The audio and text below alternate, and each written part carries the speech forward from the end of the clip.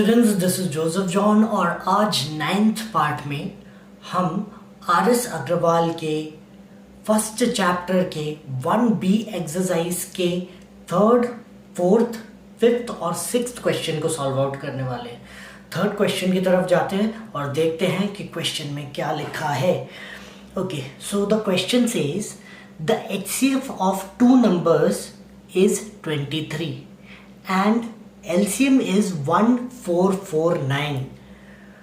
If one of the two numbers is 161, find the other. Okay, ठीक है। Question में क्या दिया गया हुआ है, दो कोई नंबर है और ये जो दो नंबर है हमें इसके बारे में पहले तो डिटेल नहीं दिया हुआ है। बोला है कि सपोज दो नंबर है x एंड y और इसका जब भी आप HCF हाईएस्ट कॉमन फैक्टर ढूंढोगे तो HCF उसका 23 मिलेगा आपको, और यही दो नंबर का अगर आप LCM ढूंढोगे तो LCM का आंसर मिलेगा आपको 1449। If one of the number, फिर इन्हीं दो नंबर में से एक नंबर की का value, if one of the number is 161, एक नंबर का वैल्यू दे दिया 161, फाइंड द अदर, और पूछ रहे हैं कि ये जो दूसरा नंबर है इस नंबर के वैल्यू को ढूंढो और बताओ। बहुत आसान है, हमें फॉर्मूला पता है कि HCF into LCM is the product of the given numbers. इन दोनों को अगर मैं मल्टीप्लाई करता हूँ, जो क्वेश्चन में नंबर होने चाहिए थे, दैट मीन्स x और y को अगर मैं मल्टीप्लाई करता हूँ तो वो highest common factor into lowest least common multiple, इन दोनों के मल्टीप्लिकेशन के बराबर होगा। ये हमें फॉर्मूला में पता है। हम पहले तो गिवन वैल्यूज़ को लिख लेते हैं। हमें दिया गया हुआ है कि HCF ऑफ ये जो x और y जो दो टर्म्स हैं, इसका HCF जो है वो 23 है। फिर हमें ये दिया हुआ है LCM of these two x and y is 1449, तो वो भी हमने लिख दिया। फिर बोला है इन दोनों नंबर्स में से, ये x और y, इन दोनों नंबर में से एक नंबर की वैल्यू, सपोज हम मान लेते हैं हमने x की वैल्यू सपोज कर लिया, इज गिवन एज 161 दिया हुआ है, तो x इज इक्वल टू 161। फिर पूछा है find the other number, y की वैल्यू पूछा है कि ये बताओ कि y का वैल्यू क्या है, तो मैंने क्वेश्चन मार्क डाल दिया। अब मैं फॉर्मूला जानता हूँ, फॉर्मूला क्या है, HCF into LCM is equal to product of given numbers. HCF मेरा है हाईएस्ट कॉमन फैक्टर 23, LCM मेरा है 1449 और x, यहाँ पे x into Y, given numbers का प्रोडक्ट मतलब x इंटू वाई। x की वैल्यू मुझे 161 दिया हुआ है, तो मैंने x के जगह पे 161 डाल दिया। और अब मैं जब इसे सॉल्व करूंगा तो ये 161, क्योंकि ये दोनों नंबर मल्टीप्लिकेशन में है, जैसे ही मैं इस 161 को इक्वल टू साइन के इस तरफ लेकर जाऊंगा, क्योंकि वो मल्टीप्लिकेशन में इक्वल टू साइन के उस तरफ चला जाएगा तो डिवाइड हो जाएगा, तो ये डिवाइडेड बाय, ये जो नंबर था ये नंबर को मैंने लिख दिया है divided by 161 is equal to y, ये नीचे चला गया। y की वैल्यू जैसे हम सॉल्व करेंगे, काट कर सॉल्व करेंगे, तो हमें y का वैल्यू मिलेगा 207, तो हमारा दूसरा नंबर हमें मिल चुका है। अब हम नेक्स्ट क्वेश्चन, 4th क्वेश्चन की तरफ जाते हैं। Let us see the 4th question. The 4th question says the HCF of two number is 145 and their LCM is 2175. Find one of the numbers, if one of the numbers is 725, find the other. बिल्कुल same जैसा पिछला सम किया था वैसा ही है, बस जो numbers थे नंबर्स को चेंज कर दिया। तो हमें मेथड पता है, हम सबसे पहले गिवन वैल्यूज को फाइंड आउट कर लेते हैं। गिवन वैल्यूज में HCF दिया गया हुआ है 145, HCF of x and y जो दो नंबर्स हैं उनका HCF 145 है। LCM of x and y दिया गया हुआ है 2175, तो 2175 लिख दिया मैंने, और x एक नंबर की वैल्यू 725 दे दिया, तो x को मैंने 725 ले लिया है। y मुझे फाइंड आउट करना है। सेम फॉर्मूला है जो हमने पिछले बार यूज किया था, HCF into LCM is equal to product of given numbers. HCF 145 था, LCM 2175 था, is equal to 725 into y, x into y. तो x की वैल्यू हमें पता है। अब ये दोनों जो क्योंकि मल्टीप्लिकेशन में है तो हम इक्वल टू साइन के उस तरफ ले जाएंगे, तो डिवाइड में आ जाएगा, डिवाइडेड बाय 725, ये जो ऊपर का नंबर है डिवाइडेड बाय 725। तो इससे y की वैल्यू मिल जाएगी। सॉल्व करेंगे तो हमें वैल्यू मिलेगा 435। ऐसे हमारा फोर्थ क्वेश्चन भी सॉल्व आउट हो चुका है। अब हम मूव ऑन करते हैं फिफ्थ क्वेश्चन की तरफ। फिफ्थ क्वेश्चन क्या कह रहा है? The HCF of two number is 18 and their product is 12960। Find their LCM। थोड़ा सा डिफरेंट हो गया है ये sum. The HCF of two number, तो हम गिवन वैल्यूज लिख देते हैं। HCF of x and y 18 दिया हुआ है, तो 18 लिख दिया मैंने यहाँ पे, इज इक्वल टू 18। फिर x इंटू वाई, यहाँ पे क्या दिया है? एंड देयर प्रोडक्ट, वो जो दो नंबर हैं x और y, उन दोनों का प्रोडक्ट, मतलब उन दोनों को अगर मैं मल्टीप्लाई करता हूं तो उसका आंसर 12960 है। ये भी क्वेश्चन में दिया हुआ है, तो मेरे को x एंड y की, x इंटू वाई की वैल्यू दिया हुआ है।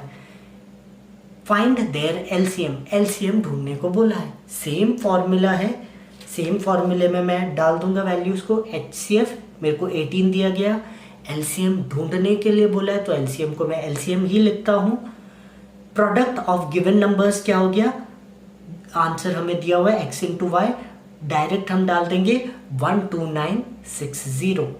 तो जैसे ही मैं 18 को नीचे लेकर आऊंगा और 12960 से डिवाइड करूंगा तो LCM मेरा आंसर आएगा 720।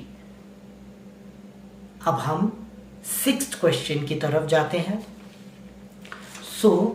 ये जो सिक्स्थ क्वेश्चन है, ये क्या पूछ रहा है? ये पूछ रहा है, is it possible to have two numbers whose HCF is 18 and LCM is 760? Give reasons। ठीक है, ये पूछा है कि क्या ऐसे नंबर हो सकते हैं जिसका HCF 18 हो और LCM 760 हो? ऐसे कोई नंबर्स हो सकते हैं क्या, ये पूछ रहे हैं। ठीक है, अब एक कॉन्सेप्ट मैं आपको बता दे रहा हूँ जो कि बहुत बहुत इम्पॉर्टेंट कॉन्सेप्ट है, और इसी कॉन्सेप्ट से आप आगे के जो आने वाले सम्स हैं उनको अच्छे से समझ पाओगे कि उसे सॉल्व कैसे करना है। तो कॉन्सेंट्रेट करके एक एक बात को दिमाग में स्टोर कर लीजिए कि कैसे ये क्या क्या क्या फंडा है जो कि आपको याद रखना है।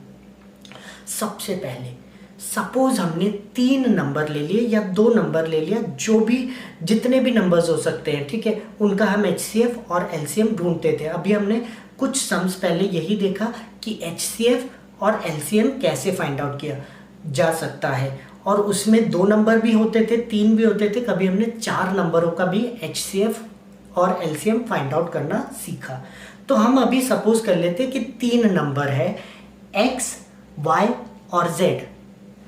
जब आपने HCF निकाला तो ज़्यादातर आपने क्या देखा कि ये जो HCF है ये इन तीनों नंबर से छोटा था, इन तीनों नंबर से छोटा था। तो मैं आपको एक फैक्ट बता देता हूँ कि ये जो HCF है ये इन तीनों नंबर्स में से किसी एक नंबर का, या तो इन तीनों नंबर में से किसी भी नंबर के बराबर तक हो सकता है या उससे छोटा हो सकता है। बट इन तीनों नंबर, ये x y z जो भी नंबर होगा, इन तीनों नंबर से बड़ा नहीं हो सकता। HCF हर टाइम छोटा रहेगा। सबसे पहली बात जो आपको याद रखना है। दूसरी चीज़, जब हम LCM ढूंढते थे, इतने नंबरों के जब LCM हमने निकाले तो हमने ज़्यादातर क्या देखा कि X, Y और Z से बड़ा था। वो जो भी LCM निकला वो बड़ा था। तो आपको एक फैक्ट अभी ये याद रखना है कि ये जो LCM है ये भी इन नंबर के या तो बराबर हो सकता है, इन नंबर्स में से किसी एक नंबर के या तो बराबर हो सकता है या तो उससे ज़्यादा होगा, बट छोटा नहीं होगा। बड़ा होगा बट छोटा नहीं होगा। ठीक है, अब ये चीज़ से हमें ये भी समझ में आता है कि ये जो HCF है, अगर इन तीनों नंबर को इस HCF से डिवाइड करता हूं तो ये तीनों नंबर प्रॉपरली डिविजिबल होंगे। फ्रैक्शन के फॉर्म में कोई आंसर नहीं मिलेगा।